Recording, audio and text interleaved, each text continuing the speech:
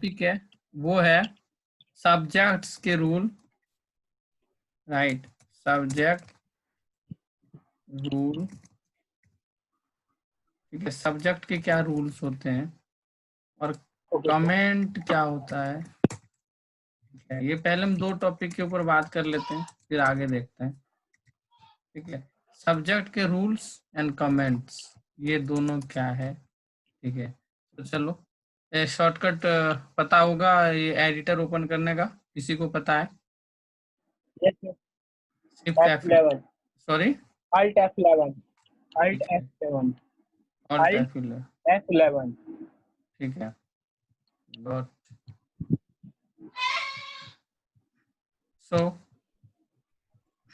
Subject, right, short में लिखा जाता है इसमें सब। ठीक है, सब। सो ध्यान से सुनना, इसके रूल्स क्या होते हैं। एक्चुअली मैं पहले भी बताया था, मैं रिपीट कर रहा हूँ बिकॉज कि मैंने ये रिस्टार्ट क्लास किया, ये क्लास मैंने दोबारा स्टार्ट किया, तो मैं दोबारा सारी चीजें बताऊंगा। ठीक है, थोड़ा टाइम लगेगा बट आपको सारी चीजें क्लियर हो जाएगी, और इसके बाद भी कुछ डाउट रहता है तो जरूर पूछ लेना। सो एक सेकंड। ठीक है, सो देखोगे यहाँ पे अभी ध्यान से स्क्रीन को देखो, जहाँ पे मैंने लिखा सब, वो रेड हो गया है। इसका रीजन पता है? Yes sir. क्या है रीजन? सर क्योंकि हमने सब तो लिखा, हमने अभी भी स्टार्ट तो किया पर उसने कोई नाम नहीं दिया। हाँ, बिना नाम के वो नहीं चलेगा। सो इसके कुछ रूल भी होते हैं सब्जेक्ट के। सबसे फर्स्ट ऑफ ऑल कि आप इस चीज का ध्यान देना है, जो सब्जेक्ट के नेम, जो सब्जेक्ट का नाम होगा ना, वो आपके प्रोजेक्ट के रिलेटेड होना चाहिए। मैं ये पहले भी बता चुका था और अभी भी बता रहा हूँ, सब्जेक्ट का जो नाम होगा वो प्रोजेक्ट के अकॉर्डिंग होना चाहिए, यानी कि वर्क के अकॉर्डिंग होना चाहिए, उसकी जो एक्टिविटी है ना उसके अकॉर्डिंग होना चाहिए, ताकि कोई भी थर्ड पर्सन अगर आपका सब्जेक्ट देखता है तो उसे ये पता चल जाना चाहिए कि ये प्रोजेक्ट किस लिए, मतलब क्या काम करेगा। मीनिंगफुल, मतलब एक्चुअल वर्ड का अगर मैं यूज करूं तो मीनिंगफुल होना चाहिए। क्लियर है? मीनिंगफुल मतलब, अब सपोज देखो, मैं अब एक किसी चीज का एग्जांपल देता हूँ, जैसे अगर मैं बात करता हूँ लैपटॉप, राइट, सो लैपटॉप एक मीनिंगफुल वर्ड है, इसका मतलब है, राइट, आई थिंक पता होगा कि लैपटॉप, राइट, सो लैप का मतलब क्या होता है, टॉप का मतलब क्या होता है, ऐसा सब्जेक्ट हो कि लोगों के मतलब सुनते ही पता चल जाए वो चीज क्या हो सकता है, राइट। सो सबसे मतलब ज्यादा जब आप इंटरव्यू वगैरह देने जाओगे ना, तो सबसे ज्यादा इसी चीज पे मैटर करता है। जब आप कोई प्रोजेक्ट बनाओगे ना, तो जो अगला डेवलपर है, जो एक्सपर्ट है, जो एक्सपीरियंस है, वो ये पता कर लेता है कि इसके अंदर कितनी नॉलेज होगी। आपकी स्क्रिप्ट को देख के, आपका जो प्रोजेक्ट का सब्जेक्ट का नाम है उसको देख के, तो ये चीज मैंने हमेशा बोली है, पहले भी बोली थी कि ये चीज आप कभी भी मिस मत करना। छोटी सी चीजें हैं लेकिन बहुत आगे, मतलब आपके ग्रोथ के लिए, आपका मतलब इंटरव्यू क्रैक करने का बहुत इंपॉर्टेंट चीज है ये। ठीक है, सो सबसे पहले सब्जेक्ट जो है, सब्जेक्ट का जो सब्जेक्ट की जो लेंथ है, वो मैंने बताए थे कितने, मैक्सिमम कितने कैरेक्टर्स होते हैं, 255। 255 से ज्यादा सब्जेक्ट के कैरेक्टर नहीं हो सकते। ठीक है, 255 इसकी लिमिट होती है, इसकी लेंथ की लिमिट होती है 255। मतलब कि अगर मैं ऐसे देते रहूं कुछ सब्जेक्ट का नाम, तो ये लास्ट होगा 255। अगर 255 से लेंथ ज्यादा हो गई तो ये बता देगा, मतलब जो भी एरर शो करेगा, एरर शो कर देगा कि ओवर लिमिट है। ठीक है, अब 255 से बड़ा नाम नहीं रख सकते हैं। सबसे पहले बात यह कि सब्जेक्ट तो इतने बड़े कभी होता नहीं है, फिर भी इसने मतलब बहुत बड़ी लेंथ लेंथ देके माइक्रोसॉफ्ट ने रखी है। 255 कैरेक्टर का सब्जेक्ट नहीं हो सकता है। मैक्सिमम जो होता है 10, 12, 15, मैक्सिमम 15 कैरेक्टर से ज्यादा सब्जेक्ट का नाम कभी भी मत रखना, फिर आप पढ़ नहीं पाओगे, याद नहीं होगा, राइट। अब देखो किसी का नाम ही है, किसी का नाम है, तो अब देखना छोटा से छोटा नाम रखता है, बड़ा से बड़ा नाम रखने में डिफिकल्ट होता है, सुनने में, लिखने में, बोलने में। तो सब्जेक्ट का नाम मैक्सिमम आप 15 कैरेक्टर रखना, इससे ज्यादा मत रखना। पहला रूल, इसकी जो लेंथ होती है वो 255 कैरेक्टर्स होते हैं। दूसरा रूल, पहले आप नंबर्स का यूज नहीं कर सकते हैं। सब्जेक्ट का नाम जो होगा, पहले आप कोई नंबर का यूज नहीं कर सकते हैं, जैसे 1, ठीक है, 1 की स्टार्ट किया न्यूमेरिक नंबर से, और मैंने यहाँ लिखा सपोज डे 4, तो यहाँ पे एरर आएगा। देखो ये लिखता है सिंटैक्स एरर। सिंटैक्स एरर का मतलब जो सब्जेक्ट का नाम है ना, वो एरर है, वो सिंटैक्स ही गलत है जो भी आप पास कर रहे हो। तो न्यूमेरिक वैल्यू, कभी भी न्यूमेरिक वैल्यू से आप स्टार्ट नहीं कर सकते, ठीक है। रूल नंबर 3, कोई स्पेशल कैरेक्टर आप लेंथ से पहले यूज नहीं कर सकते, मतलब ये स्टार्टिंग में कोई स्पेशल कैरेक्टर, और एंडिंग में भी और मिड में भी कहीं भी स्पेशल कैरेक्टर का यूज नहीं कर सकते हैं। जैसे आप शुरू कर रहे हैं @ से, ये नहीं हो सकता। आप सिर्फ नंबर्स का यूज नहीं कर सकते हैं सब्जेक्ट में। रूल नंबर 5, अगर आपको नंबर्स न्यूमेरिक वैल्यू यूज करनी है तो अल्फाबेट के बाद आप कर सकते हैं, ठीक है। जैसे मैं लिखता हूं डे 1, ठीक है, और अगर इसके बीच स्पेस देना चाहते हैं ऐसे, तो स्पेस का इस्तेमाल नहीं किया जाता है। स्पेस अगर आप यूज कर देते हैं डे स्पेस 1, तो ये भी इनवैलिड है। जैसे मैं नीचे आऊंगा तो देखोगे लेगा एक्सपेक्टेड एंड ऑफ स्टेटमेंट, ठीक है, ये भी एरर है। अब अगर आपको स्पेस देना ही है, आप चाहते हैं कि मैं ऐसे ना लिख, ऐसे मुझे नहीं लिखना, ये मुझे अच्छा नहीं लगता लिखना, तो स्पेशल कैरेक्टर में आप एक चीज का यूज कर सकते हैं, वो सिर्फ हाइफन का। इसके साथ हाइफन का भी यूज कर सकते हैं, ठीक है। पहले आपको हर हालत में जो सब्जेक्ट का नाम होगा उसमें टेक्स्ट का ही स्टार्ट आपको टेक्स्ट से ही करना पड़ेगा, और हाइफन या विदाउट स्पेस के नंबर आप यूज कर सकते हैं, और इसके अलावा कोई भी स्पेशल कैरेक्टर का यूज नहीं किया जाता। आप बाद में भी @ यूज नहीं कर सकते हैं। जैसे मैं यहाँ @ या डॉलर कुछ यूज कर दूं, तो बाद में भी आप नहीं कर सकते। Identifier without type of suffix, right. So आप बाद में भी नहीं कर सकते। स्पेशल कैरेक्टर में ओनली यूज कर सकते हैं आप, मैंने अभी जस्ट बताया था, वो है सिर्फ हाइफन। और हाइफन के बाद नंबर का यूज करना तो नंबर भी कर सकते हैं, इसके बाद अल्फाबेट यूज करना तो आप अल्फाबेट का भी यूज कर सकते हैं, ठीक है। पहला एक बार मैं अगेन रिपीट करता हूँ, सब्जेक्ट की लेंथ होगी वो होगी मैक्सिमम 255, पहला रूल। दूसरा, सब्जेक्ट के बीच स्पेस का यूज नहीं किया जा सकता, नहीं किया जाता है। तीसरा, नंबर से सब्जेक्ट को आप स्टार्ट नहीं कर सकते हैं। चौथा, स्पेशल कैरेक्टर का यूज ना तो लेफ्ट साइड, ना तो मिड, ना तो एंड साइड, राइट साइड, कहीं पे भी यूज नहीं कर सकते हैं। स्पेशल कैरेक्टर में ओनली हाइफन का यूज किया जाता है, और न्यूमेरिक नंबर आप विदाउट स्पेस और हाइफन देके यूज कर सकते हैं, वो भी अल्फाबेट के बाद, ठीक है। कुछ डाउट है इसमें? कुछ डाउट है? नहीं सर। क्लियर है? अब मैं चलता हूं, आप मैंने एक बार बताया था वेरिएबल, मैं अभी बता देता हूँ, आप याद रख लेना। जो सब्जेक्ट्स के रूल है ना, सेम रूल वेरिएबल के भी है। जो मैंने आपको बताया था, data type integer, right, integer लिखते हैं आई इंटीजर, ठीक है, एज आई, फिर वो लिखते हैं उसके डेटा टाइप। तो उस टाइम एक बार मैं रिपीट कर दूंगा जब मैं वेरिएबल बताऊंगा। तो ये भी मैंने इसीलिए आपको बता दिया कि अब कंफ्यूज मत होना। वेरिएबल के रूल और सब्जेक्ट के रूल 100% एक दूसरे से मैच करता, एक ही है दोनों का, ठीक है। ये पहला टॉपिक आपको समझ आ गया? कुछ डाउट है पहला टॉपिक में सब्जेक्ट को लेके?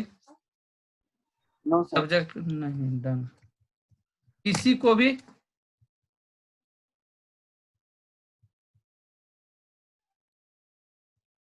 किसी को कुछ डाउट है तो अभी बता दो, फिर मैं आगे बढ़ूं।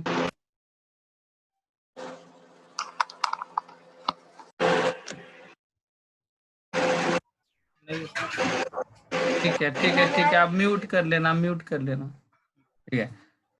अब मैं बात करने जा रहा हूँ कमेंट, ठीक है।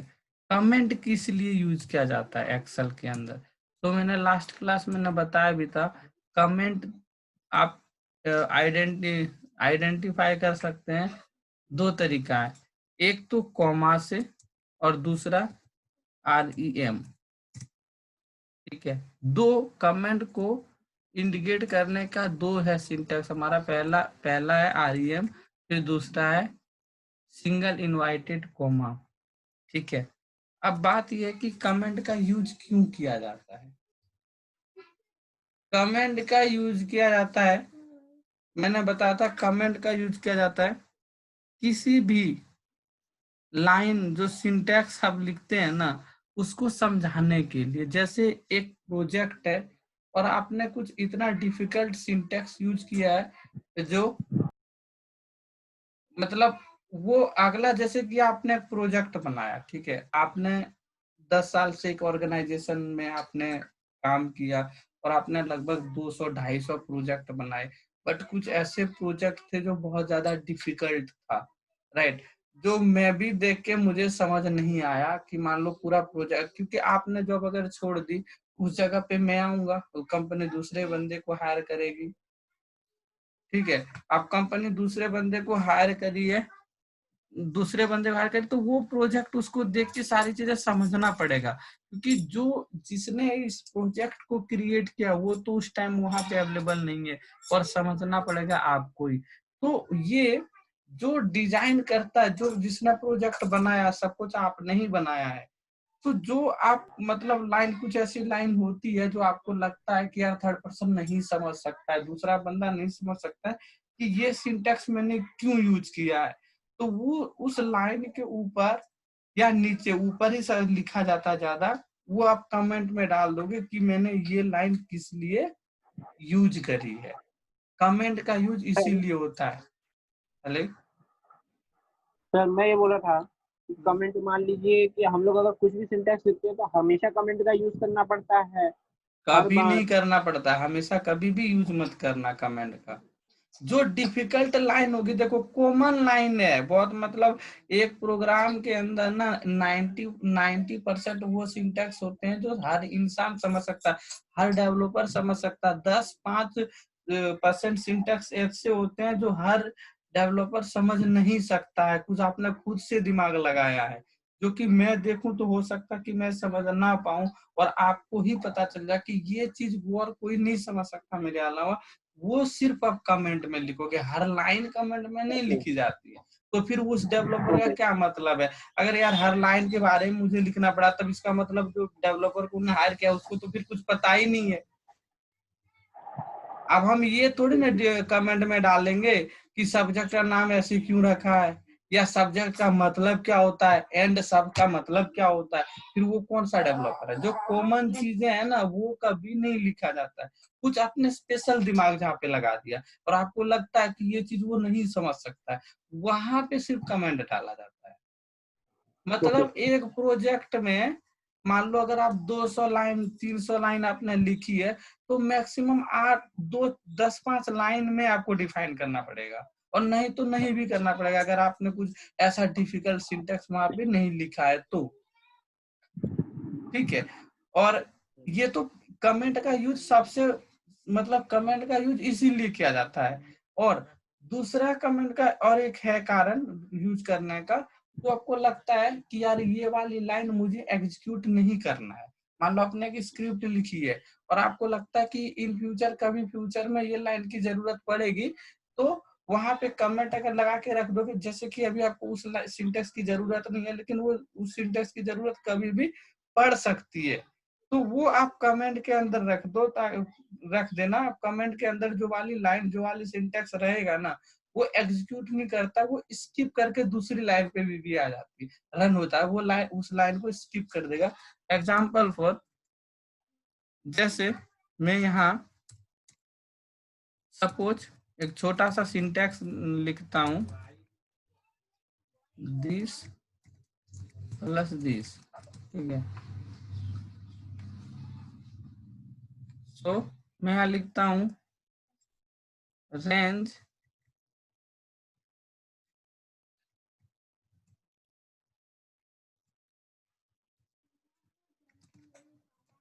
डॉट फॉर्मूला, ठीक है, इक्वल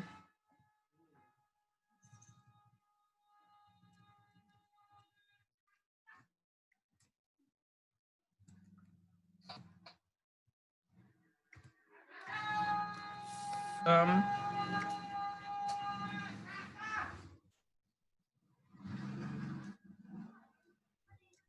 into b2।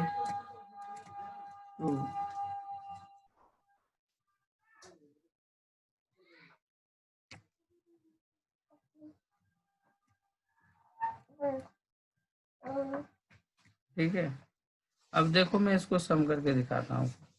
ये सम हो गया, दिख रहा है?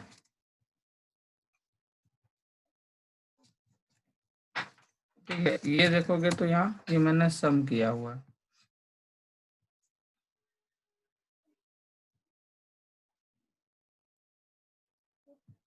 आप इस जगह पे नजर डालना। हाँ मैं दिखा रहा हूँ, इस जगह पे आप नजर डालो, यहाँ पे आपको दिख रहा होगा। ठीक है, ये सर वो हाँ। अब जैसे अब मैं दूसरी लाइन लेता हूँ, मान लो D1 है, ठीक है। अब मुझे इसको करने है मल्टीप्लिकेशन, मैं यहाँ लिख दूंगा प्रोडक्ट, ठीक है। अब मैं इसको सम करता हूँ,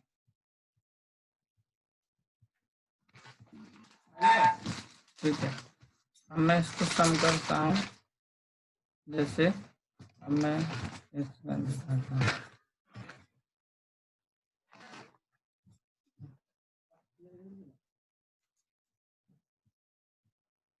ठीक है। आपको यहाँ दिख रहा है ये मल्टीप्लिकेशन होगी। अब मुझे ये जो आप सम वाली लाइन देख रहे हैं, ये मुझे अभी जरूरत नहीं है, ठीक है। अब मैं चाहता हूँ कि यार अभी मुझे सम नहीं करना है, तो ये मैं कमेंट के अंदर डाल दूँ। अब देखो कि जैसे मैं जो भी लाइन कमेंट के अंदर डालूंगा ना, वो ग्रीन हो जाएगी, वो लाइन आपको ग्रीन कलर में दिखेगी। इसका मतलब ये कमेंट के अंदर डाल दी गई है लाइन, और ये एग्जीक्यूट नहीं करेगी। अभी मैं अगर रन करता हूँ तो देखना सम नहीं करेगा, क्योंकि वो स्किप कर जाती है वो लाइन। वो लाइन इसको देख मतलब ये जब रन होगा तो ये वाली लाइन के पास वो आएगा ही नहीं, क्योंकि उसको पता चल जाएगा कि ये अभी जरूरत नहीं है, वो जंप करके यहाँ आ जाए। ये इसके लिए भी यूज किया जाता है। तो मैंने अभी बताया था थोड़ी देर पहले कि या तो कॉमा से कमेंट को इंडिकेट कर सकते हैं या REM, ठीक है। मतलब दो ऑप्शन है कमेंट को इंडिकेट करने का, REM से भी, रिम से भी कर सकते हैं, और सिंगल इन्वर्टेड कॉमा से भी, ठीक है। तो ये आपको क्लियर हो गया कमेंट? कुछ डाउट है? किसी को कुछ नो सर। डाउट है कमेंट को लेके? सबसे पूछ रहा हूँ, योगेश जो भी जितने लाइन पे है सबसे मैं पूछ रहा हूँ। No sir.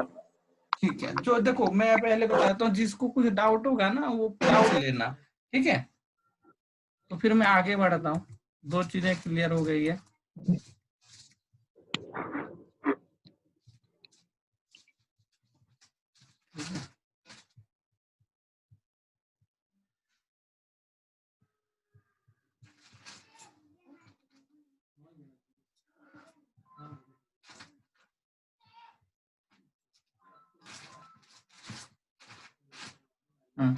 सो अब तीसरा टॉपिक है हमारा,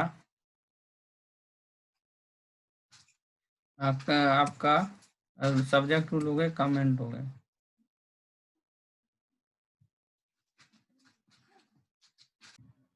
ठीक है, सो मैं अब जो बताने जा रहा हूँ वो टॉपिक का नाम है कि हम मॉड्यूल को रीनेम कैसे करेंगे। ठीक है, मॉड्यूल रीनेम बहुत इंपॉर्टेंट है, module rename.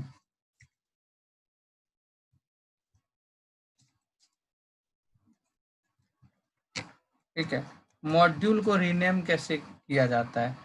So by default में आप देखोगे तो यहाँ पे लिखा होता है मॉड्यूल 1, अगर मैं फिर से इंसर्ट कर दूंगा तो मॉड्यूल 2 लिख के आएगा। ठीक है, इसे रीनेम कैसे किया जाता है उसकी हम चर्चा करने जा रहे हैं।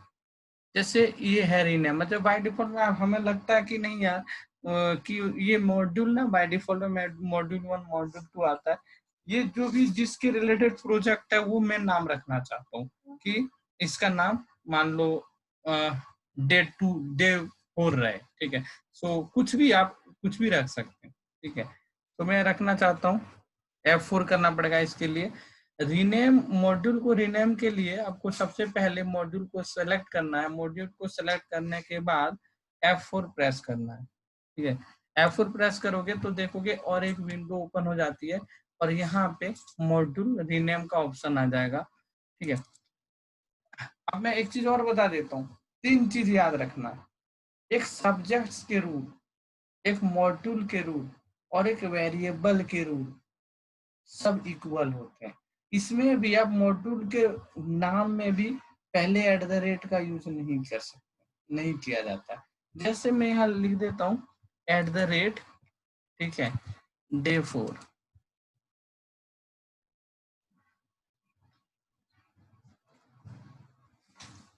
क्लियर हो रहा है? Not a legal object name, ये लीगल ऑब्जेक्ट नेम नहीं है। कोई भी स्पेशल कैरेक्टर अल्फाबेट से पहले आप नहीं लिख सकते हैं। ठीक है, और स्पेस इसके बीच नहीं यूज कर सकते हैं, जैसे हम सब्जेक्ट में भी स्पेस का यूज नहीं किया जाता है। वही मैसेज आएगा not a legal object name module 1।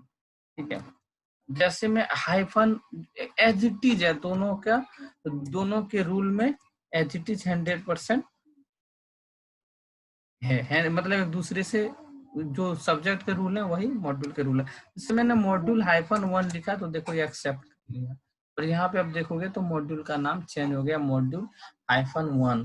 वैसे अगर आप ये रखना चाहते हैं तो मैं रख देता हूँ इसका नाम mod day -4।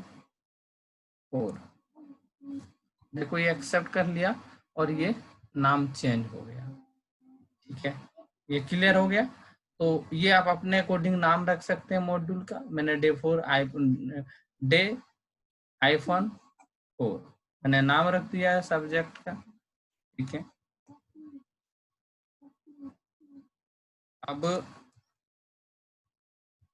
Most important topic है कि हम मॉड्यूल को लॉक कैसे करें। जैसे कि हमने बहुत बड़ी स्क्रिप्ट लिखी, लेकिन मैं चाहता हूँ कि यार मेरी स्क्रिप्ट को देख ना पाए, मैं चाहता हूँ कि पासवर्ड लगा के रख दूँ मॉड्यूल में। ठीक है, मॉड्यूल में मैं पासवर्ड लगाना चाहता हूँ, तो मॉड्यूल में पासवर्ड भी लगा सकते हैं। ठीक है, इसके लिए क्या करना पड़ेगा,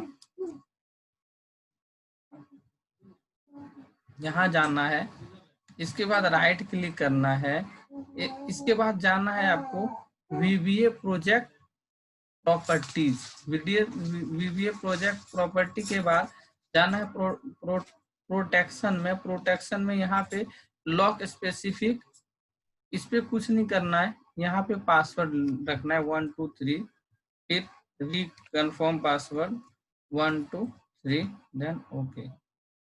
अब जैसे इसे मैं सब कुछ क्लोज करके और अगेन मैं ओपन करूंगा, और जैसे उस पे मैं क्लिक करूंगा, अभी शायद प्रॉपर बंद करनी पड़ेगी ये फाइल, ठीक है। प्रॉपर फाइल बंद करके, अभी मैं बंद नहीं करना चाहता हूँ, फिर कहीं प्रॉब्लम ना आ जाए कुछ, तो ये है अभी नहीं होगा वो। जैसे मैं ये फाइल प्रॉपर बंद कर दूंगा ना, और फिर बंद करने के बाद जैसे मैं ये वाली फाइल ओपन करूंगा, और जैसे मैं मॉड्यूल पे क्लिक करने की कोशिश करूंगा, तो वो पासवर्ड मांगेगा।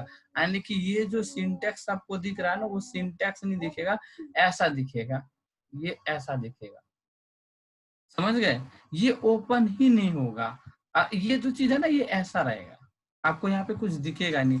जैसे इस पे आप क्लिक करोगे ना, वो पासवर्ड मांगेगा। एक्सेल में जैसे पासवर्ड मांगता है ना, जैसे प्रोटेक्ट कर देते हो आप सीट को, आप उसे एडिट करने की जैसे कोशिश करते हो, तो पासवर्ड मांगने लगता है। वैसे इस पे जैसे आप क्लिक करोगे, तो ये पासवर्ड मांगेगा, ठीक है। ओके तो सर। तो ओके ये बहुत जरूरी है। अगर आपने कुछ बहुत अच्छी स्क्रिप्ट लिखी है, तो उसे प्रोटेक्ट करना बहुत जरूरी है, नहीं तो कोई भी आपकी स्क्रिप्ट को ना कॉपी कर लेगा, ठीक है, पहली बात। दूसरी बात ये है, जरूरी इसीलिए है कि आपने बहुत बड़ी स्क्रिप्ट लिखी है, और उस स्क्रिप्ट को मान लो किसी को आपने आपका मतलब मान लो और एक है, ठीक है, आप दो लड़के जॉब करते हो सेम प्रोफाइल में और सेम कंपनी में, ठीक है। तो वो जैसे कि आप किसी भी लीव पे हो, और आपको लगता है कि यार उसको कम नॉलेज है स्क्रिप्ट को, वो एडिट वगैरह ना कर दे, इधर उधर ना कर दे, क्योंकि आपने आपने सिर्फ ये कहा था कि इसको आप क्लिक कर देना, ये रन हो जाएगा, ठीक है। आपने एक बटन बना दिया कि जाके सिर्फ आपको बटन प्रेस करना है, ऑटोमेटिक डेटा कंपाइल हो जाएगा, और या तो जिसके रिलेटेड आपने रिपोर्ट बनाई है वो एक्टिविटी हो जाएगी। लेकिन उसने क्या किया, स्क्रिप्ट में जाके कुछ छेड़खानी कर दी, ठीक है, कुछ एडिट कर दिए, या तो गलती से कुछ डिलीट हो गई। तो अपने स्क्रिप्ट को सेफ रखने के लिए पासवर्ड का यूज किया जाता है, कि मेरे मतलब मेरी जो स्क्रिप्ट है उस पे कोई एडिट या कोई डिलीट ना कर पाए, ठीक है।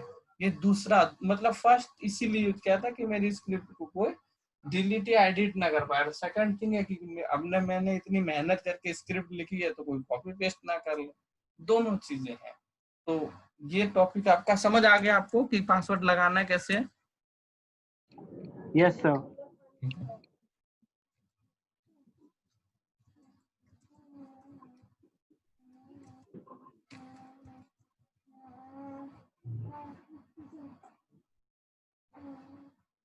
ठीक है।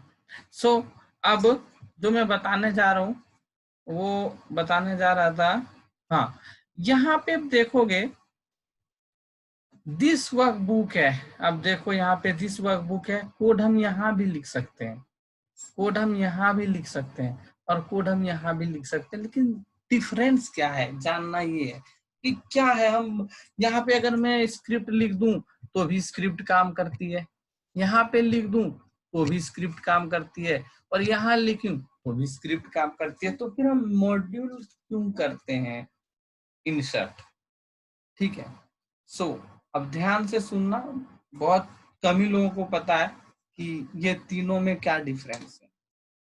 सबसे पहले जो सबसे ज्यादा यूज किया जाता है, 95% वो यूज किया जाता है मॉड्यूल, राइट। आप एक मॉड्यूल के अंदर बहुत सारे प्रोग्राम क्रिएट कर सकते हैं। वैसे एक एक मतलब दिस वर्क बुक के अंदर आप बहुत सारे प्रोग्राम, जैसे कि एक ही में मैं सब्जेक्ट दूसरा भी यूज कर सकता हूँ, एक ही मॉड्यूल के अंदर दूसरा प्रोग्राम सेपरेट बना सकता हूँ, तीसरा भी बना सकता हूँ, चौथा भी बना सकता हूँ, पांचवा भी बना सकता हूँ।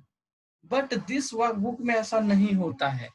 आप एक एक मतलब इसमें एक ही एडिटर में आप मल्टीपल प्रोग्राम क्रिएट नहीं कर सकते, राइट। इसका रीजन क्या है, और यहाँ पे स्क्रिप्ट कब लिखी जाती है दिस वर्कबुक में स्क्रिप्ट लिखी जाती है, जो इसकी जरूरत पड़ती है ना फॉर्म में पड़ती है। इस सीट की जरूरत ज्यादातर फॉर्म में पड़ती है, ठीक है। फॉर्म में जरूरत पड़ती है कि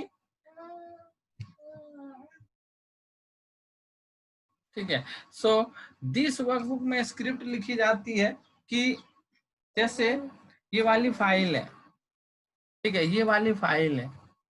अब मैं क्या चाहता हूं, जब मैं इस पे क्लिक करूं तो ये फाइल ओपन होने से पहले लॉगिन फॉर्म आना चाहिए। समझ रहे हो? जैसे मैं इस सीट पे क्लिक करूं तो फाइल ये वाली वर्कबुक ओपन होने से पहले हमारे पास वो सबसे पहले मांगे यूजर और पासवर्ड। तब जब मैं लॉगिन करूं उसके बाद ही मैं अंदर जा पाऊं। तो जब दिस वर्कबुक में स्क्रिप्ट लिखी जाती है ना, उसे रन करने की जरूरत नहीं पड़ती है। जैसे वर्कबुक ओपन करोगे आप तो ऑटोमेटिक वो फाइल ओपन वो रन कर जाएगा, स्क्रिप्ट रन कर जाएगी और जिसके रिलेटेड आप बनाओगे वो पॉपअप ओपन हो जाएगा। सो मोस्टली जो स्क्रिप्ट उस पर लिखी जाती है वो लॉगिन और लॉग आउट पेज के लिए लिखी जाती है। जैसे लॉगिन करना है, मैं क्लिक किया तो एक पॉपअप आया, उसमें बोला please enter user and password. तो जो जिस स्क्रिप्ट के अंदर जो जिस वर्कबुक के अंदर स्क्रिप्ट लिखी जाती है वो क्लिक इवेंट बोला जाता है। जैसे आप क्लिक करोगे ना तो